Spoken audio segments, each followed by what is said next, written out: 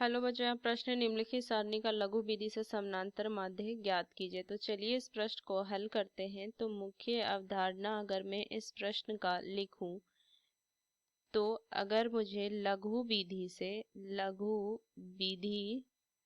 से समानांतर माध्य ज्ञात करना हो, समानांतर माध्य, तो ये इसका बार बराबर में ए जोड़ सिग्मा एफ डी बटा में सिग्मा एफ, जहाँ पे ए जो है काल्पित माध्य होता है, डी विचलन होता है, जिसमें डी को लिख सकते हैं एक्स आई माइनस में ए।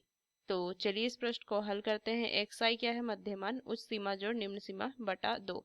तो सारणी बनानी होगी पहले, तो इस तरीके से हमने लिख दिया। 10 की बारंबारता लिखेंगे 5, 8, 12, 17, 12, 8 और 5। अब यहाँ से अगर मैं देखूं मध्यमान ज्ञात करूं, तो देखिए ये क्या होगा, उक्त सीमा जोड़ निम्न सीमा बटा 2। तो 15, 15 बटा 2 7.5 आ जाएगा। फिर अगर मैं देखूं तो कितना हो जाएगा, 25, 25 बटा 2 12.5। फिर यहाँ से आ जाएगा 17.5, फिर 22.5। फिर अगर मैं देखूं तो 27.5, यहाँ से आ जाएगा 27.5, फिर 32.5 और ये 37.5। ये एक्स आई का मान आ गया। अब यहाँ से अगर मैं देखूं तो हमें डी आई कैसे ज्ञात करेंगे, एक्स आई माइनस ए। तो एक्स आई हमारा कितना है, ये मेरा सबका सब अंतर का एक्स हमने निकाला है। अब ए एक मान ले लेते हैं, तो काल्पनिक माध्य जो हम मान ले लेंगे वो हम मान लेते हैं 22.5। ये बीच का मान ले लिए। तो यहाँ से अगर मैं लिखूं कि ये ए है, ए, तो ए बराबर हमने लिए 22.5। तो यहाँ से लिखेंगे 7.5 में से हम क्या करेंगे, ए को घटा देंगे तो 22.5। तो माइनस में क्या हो जाएगा, 15 मान आएगा। फिर अगर मैं देखूं तो यहाँ से 12.5 में से घटा देंगे 22.5, तो फिर से दशमलव में मान आएगा माइनस में 10। फिर यहाँ से माइनस में कितना आ जाएगा, 5 मान आएगा।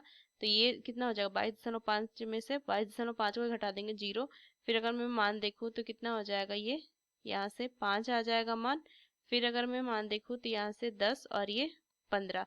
अब एफ गुना यहाँ से करेंगे डी, तो कितना हो जाएगा, 15 पचे, यहाँ से अगर मैं देखूं 75 और ये माइनस में 75। फिर देखें माइनस में 80, 12 पचे 60, तो माइनस में 60, ये तो 0 आ जाएगा।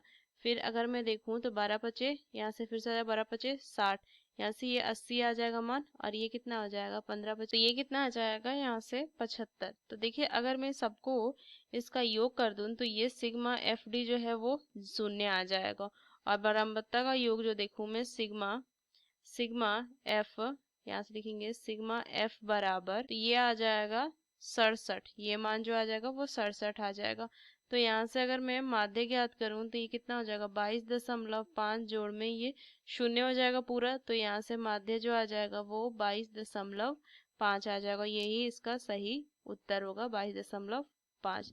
तो इस मुख्य अवधारणा का इस्तेमाल करके हमने इस प्रश्न को हल किया। आशा करते हैं प्रश्न आपको समझ में आया। धन्यवाद।